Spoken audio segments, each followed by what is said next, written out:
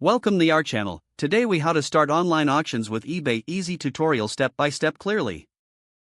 To start online auctions with eBay, first, create an eBay account. Visit the eBay website and click on register in the top left corner. Fill out the required information, including your name, email address, and a password.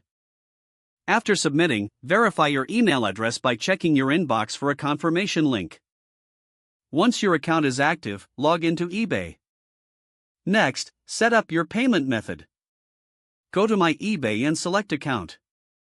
Under Payment Information, add your preferred payment option, like PayPal or a credit card. With your account ready, choose the items you want to sell. Take clear, high-quality photos of each item from multiple angles. Write detailed descriptions, including brand, condition, and any flaws. Determine a competitive starting price for your auction. Once you have your listings ready, click on Sell at the top of the page. Select Create a Listing and follow the prompts. Upload your photos and paste your item description in the provided fields. Set the auction format and select the duration of the auction, typically 7 or 10 days.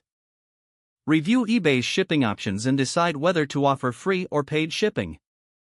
Choose your shipping carrier and enter the estimated shipping costs.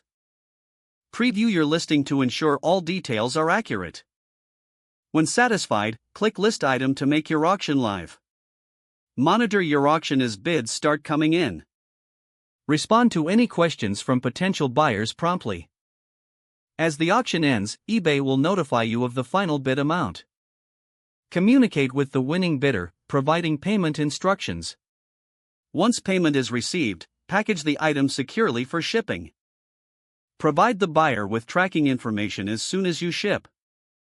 Finally, leave feedback for the buyer to help build your seller reputation. If the page does not load, refresh the browser or try again in a private or incognito window. Make sure you are using the correct email address, then retype it carefully to avoid small typos. Don't forget to like this video and subscribe to our channel for more step-by-step tech guides.